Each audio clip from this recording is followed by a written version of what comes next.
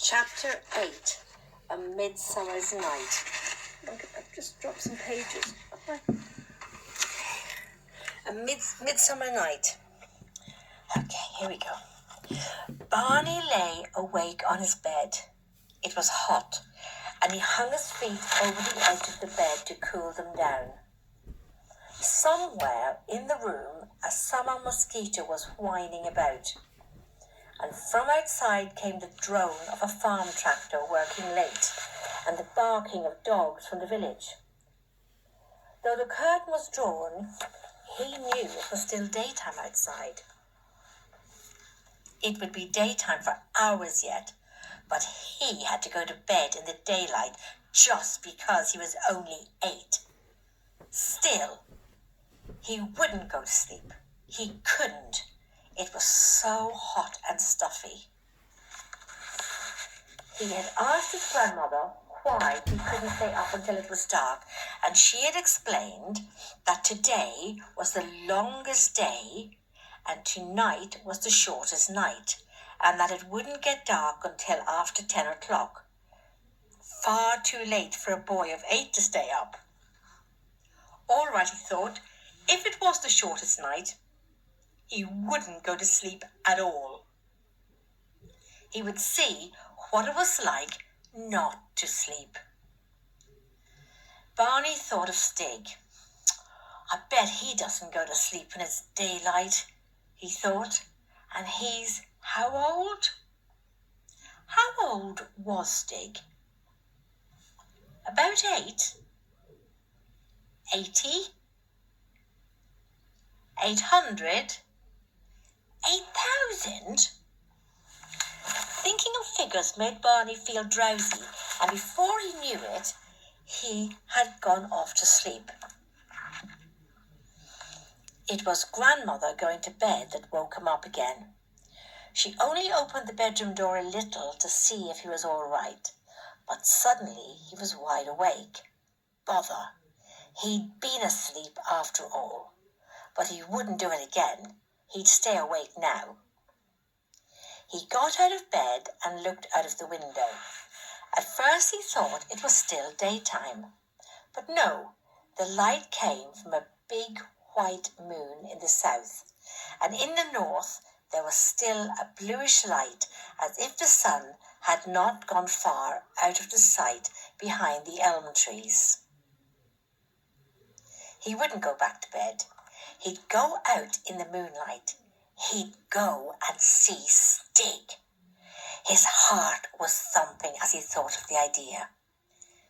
It was still very warm, so he slipped on a pair of shorts and nothing else, and crept carefully out of the bedroom and down the creaking stairs.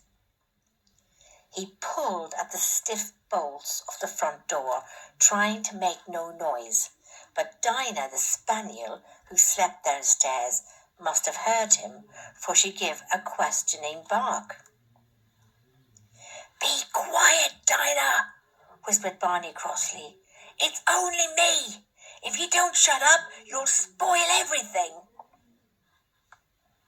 At last, he managed to undo the stiff bolts and the lock, and the door swung open. He went out into the shadow of the house and then into the moonlight. Everything was very still. Suddenly, he jumped as he heard his name called. "Barney!" It was Lou, looking down from her bedroom window. "Barney, what are you doing?" Lou hissed. "Just going out. Nothing to do with you," answered Barney quietly. "But it's the middle of the night." "I know. I don't care. It's light as day." "Golly, so it is," said Lou. "But where are you going? Barney, where are you going?" "I'm not going to tell you." "Oh, please, Barney, don't go yet. Can't I come too?" Lou begged. Barney looked at the dark shadows under the fruit trees and thought of how shadowy the pit would be. Perhaps it would be better with 2. All right, you can be my bodyguard. Hurry up then. Oh, thank you, Barney. Lou's head disappeared from the window, and soon Barney heard the click of her door and the creak of the stairs. When she appeared at the front door, she had Dinah with her. I thought I'd bring Dinah too, she said, as an extra bodyguard. Where are we going, Barney? I'm going to see Stig. Lou gasped. Really and truly, Barney? Of course. You can come with me to the pit, but I'll have to ask him if he wants to see you. All right, Barney, said Lou, with wide open eyes. They set off together through the moonlit garden. The red roses look black in the moonlight, said Lou. Do they? Said Barney. I can see as well in the moonlight as in the daytime. Come on. They went through the gate into the paddock. Flash, the old pony, was awake and cropping the dewy grass. He tossed his head and snorted in surprise when he saw them. Then went back to his feeding. They crossed the paddock. Dinah running in rings along rabbit trails and come to the edge of the copse. In spite of the strong moonlight and the faint glow in the north, it looked very dark under the trees. They stood still. Shh, said Barney. What is it? Whispered Lou. Isn't it quiet? Whispered Barney. It was so quiet that they could hear the chiming of a church clock from a long way away. 1, 2, 3, 4, 5, 6, 7, 8, 9, 10, 11, 12. Midnight, breathed Lou. They walked to the edge of the dark wood together. Then they stopped. How different the moonlight made everything look. They seemed to be standing on the edge of a deep forest, pierced by shadowy glades, instead of the straggling copse they knew. Even Dinah, who usually looked for any excuse to go plunging into the thickets after rabbits, seemed to hesitate. Then she sniffed. The hair on the back of her neck rose up, and she barked. Barney felt the hair on his neck rising up. He jumped as the pony came prancing up and snorted behind them, and stood looking with pricked ears in the same direction as Dinah. Dinah barked again. Then, before their eyes, a great animal leapt into a patch of moonlight in the glade and stood there for a moment. It's a stag, breathed Lou with astonishment. I know, whispered Barney. But there aren't any stags here, explained Lou. Dinah was the first to recover from her surprise, and she hurled herself into the glade, and the stag bounded off into the wood with Dinah in pursuit. The pony snorted and blew behind them, and stood there with quivering nostrils. It was then that the children went midsummer crazy. Now, I must tell you, children, midsummer night is a very magical night. Lots of strange things happen on midsummer night. So the children went midsummer crazy. Without a word, Lou grabbed the pony by the mane. Barney legged her up onto the pony's back. Lou hoisted him up in front, and before they could stop to think, they had cleared the fence and were galloping straight for the edge of the pit. The pit was there all right. The pony poised on the edge. Then with a spring and a scramble which kept them too busy clinging with legs and hands to think what was happening, Flash was down and up the other side. What had happened? Instead of the great quarry, there was a mere scratch in the ground, and now nothing was familiar. They expected every minute to come to the cornfield beyond the copse, but the thickets and glades stretched on and on. They were reaching the slope which should have led to the lane, and Flash slowed down a little. But from far ahead came Dinah's mad yelping and the crashing of the undergrowth, and the pony needed no urging to pursue the hunt. And still no landmarks came in sight. No open fields, no hedges, no orchards, no farms, only hazel thickets, beech woods, and the chalky hillside. Without a rein to guide or restrain him, the pony went like the wind, his head well up, and Barney and Lou could only cling there with their bare legs and look with round eyes at the strange landscape. "Barney!" whispered Lou, clinging to her brother more tightly than she had ever done before. "We're dreaming all this, really." "You may be, I'm not," Barney shouted against the wind, and twined his fingers more deeply in the pony's mane. They were galloping up a little valley between clumps of bramble and taller bushes. There was no sound of barking from Dinah. Suddenly, there in the moonlight was the dog, lying stretched out on the turf right in front of them. The pony slowed and swerved. The children fell off in a tangle of limbs onto the soft turf that smelt of wild thyme, and the pony trotted off casually to get his breath back. Of the stag, there was no sign. Barney and Lou sorted themselves out. Lou tried to stand up, but her legs felt woolly after using them to cling on for so long, so she sat down again. "Well, Dinah," she said to the dog, "where's the stag, eh? Couldn't catch it, I suppose. Never mind, you're not a stag hunter, are you, eh, Dinah?" Then she turned to Barney. "Barney, if we're not dreaming all this, where are we?"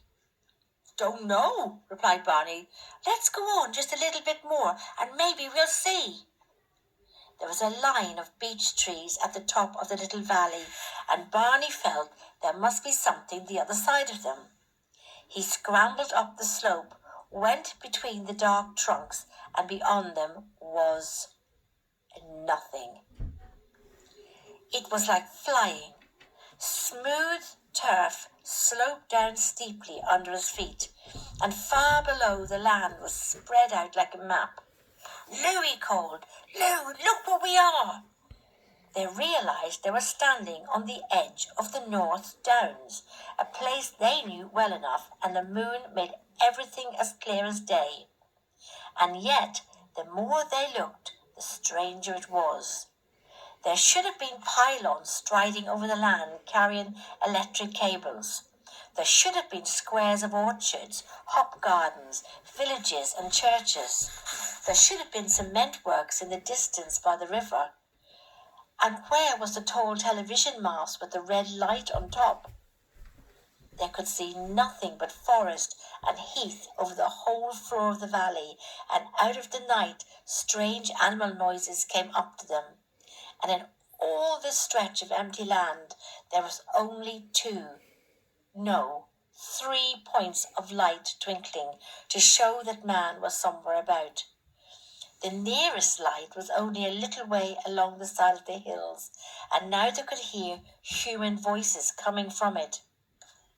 "It's a campfire," said Barney. "Come on, let's go and see."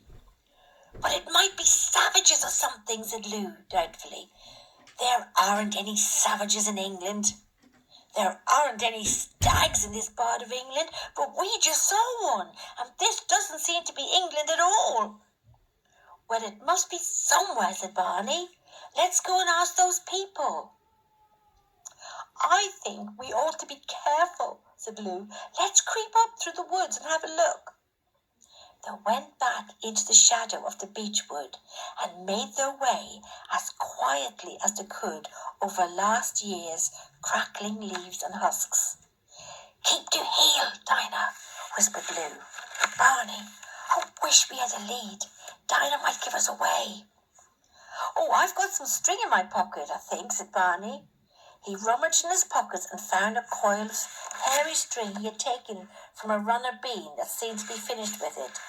They tied it to Dinah's collar and went cautiously on. Soon the sounds of the camp were quite near, and they could see the red firelight flickering through the black beech trunks. "Sounds as if they're having a party," said Lou. "Listen, music." "That's not music," said Barney. "Well, it's jazz or something, or one of those skiffle groups."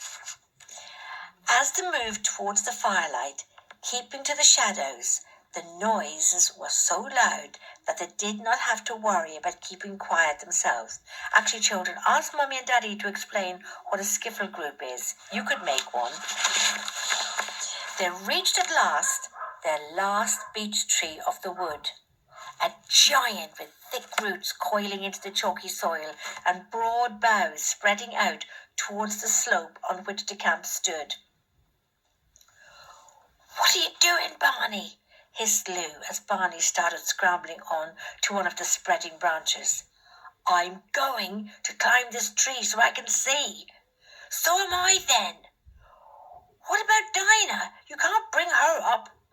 "I'll tie her up here," said Lou. "Lie down, Dinah. Be quiet. There's a good dog." They climbed from limb to limb of the great beech tree until they got to a thick bough that grew out straight towards the firelight. Barney sat astride, inching himself along until he reached a fork, far out over the bushes and brambles that straggled along the edge of the wood. They had a perfect view of the camp. Or was it a camp? There were beehive huts made of poles planted in the ground, tied together at the top and thatched with straw and rushes. In an open space there was quite a crowd of people gathered round the fire. None of them seemed to be wearing much more than Lou and Barney. All of them seemed to have a lot of wild black hair, except for a few grey and white heads. The older ones were sitting, lying, or squatting around. Toddlers were tumbling or sleeping in the dust. Boys and girls were chasing each other round the outside of the crowd or teasing fierce-looking dogs. The noise that was something like music came mostly from a group in the middle of the crowd near the fire. There were 4 figures in the group. One was holding half the jawbone of a large animal and running another larger bone up and down the teeth, making a scratchy rhythm.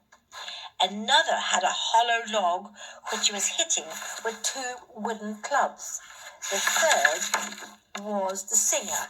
He didn't seem to have much idea of a tune, and the children couldn't understand the words, but it was quite clear that this was what the song was about. One moment the singer was a deer, grazing peacefully and then looking anxiously about. Then he was a hunter, stalking his prey with spear poised. Then he was a deer fleeing, the hunter throwing a spear, the deer falling, the hunter carrying it back to camp. The crowd became as excited as the singer, and joined in with the hand claps and cries. But there was yet another sound which the listeners could not quite understand, a kind of boom, boom, boom, boom. Not always on one note, as much of the singing was, and not really taking much notice of the rhythm of the log drum and the jawbone. It was as if someone who had never heard a tune was trying to play one for the first time with a tea chest string and a broomstick. Then the bone scraper, in his excitement, joined the singer in a little shuffle dance, and the children could see the 4th member of the band. On the ground was a large, hollow animal skull with great curving horns. Tied between the horns was 3 or 4 lengths of string or gut, and a small dark figure was squatting by the simple harp, plucking at the strings. Blong, blong, blong, blong, and taking very little notice of anyone else. In fact, The song came to an end. The drummer gave the final thump on his logs, the bone scraper rattled to a stop, but the little harpist went on with his 3 notes as if he were the only musician in the world. Some of the crowd began to laugh and jeer at him as he played away, but it wasn't until someone threw a meat bone, catching him on the head with a clunk, the children could hear in the tree, that the player looked up as if surprised to see that he was not alone. Barney nearly fell off his branch. "It's Stig!" he almost shouted. "Shh, Barney!" Lou whispered. "You'll give us away." "But it is Stig," said Barney excitedly. "I said he was clever. He probably invented that thing he was playing music on. Where's he going now?" For the little figure Barney said was Stig was rather sulkily walking away from the campfire towards the trees. "He's coming this way," whispered Lou. "Barney, you're not to give us away." "Why not? He's my friend." "What about all the others? Who are they? You never said about them." "I don't know who they are. I never saw them before." "Well, we'd better be careful, Barney." "Oh, all right." But what gave them away was Dinah, tied up at the bottom of the tree. She had been quiet up to now, but when she heard Stig walking towards the wood, she began to growl and then to give short, sharp barks on the edge of the bushes. Stig at once froze into stillness. Dinah went on barking, and some of the wild children playing on the outside of the crowd heard her too. The bolder ones ran to the edge of the wood. The little ones ran to their parents by the fire. Soon a number of alarmed elders, snatching up spears and clubs, were making for the woods on the sound of Dinah barking. Lou and Barney clung to their high branch like squirrels, not daring to move. They could see the strange people on the edge of the wood, wondering at the unusual sound of a spaniel bark. Then, at last, plucking up courage to advance into the darkness of the bushes and the beech forest, holding their weapons at the ready. Dinah's barking became more and more frantic as she heard the rustling of bodies through the bushes all around and the crackling and snapping of footsteps. Under cover of the noise, Barney whispered, "Lou, we've got to escape." "How can we?" breathed Lou. "Look where that bough goes." Barney pointed in the moonlight. The limb they were on stuck out into nothingness, but one of its branches went right across another long limb, and this one stretched out and rubbed shoulders with another great beech tree.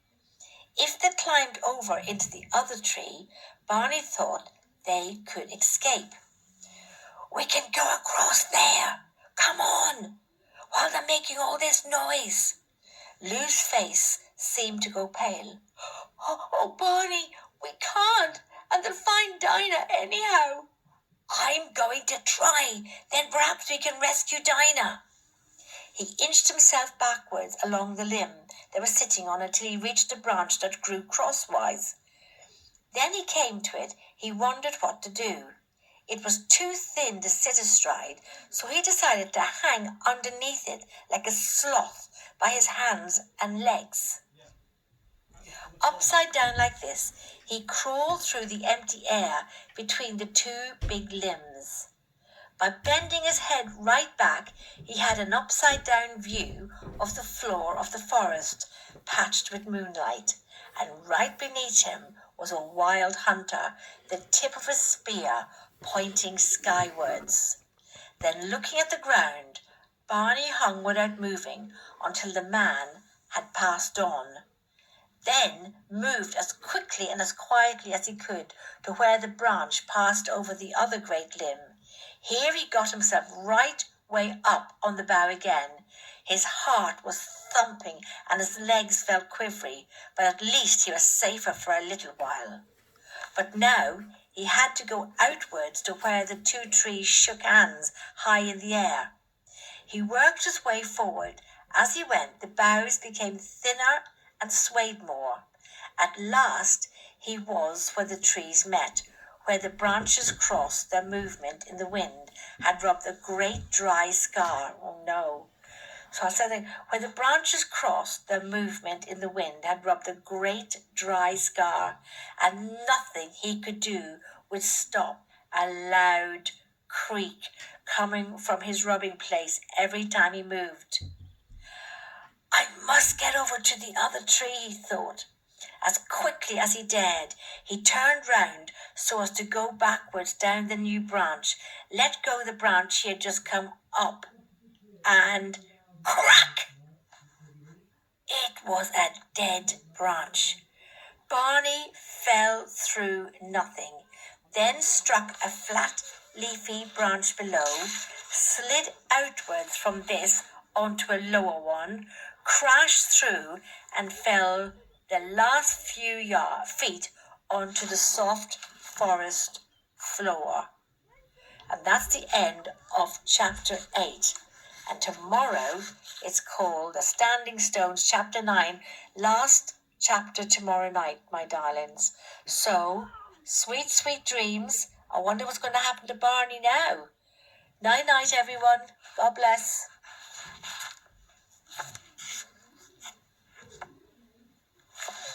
Oh, God.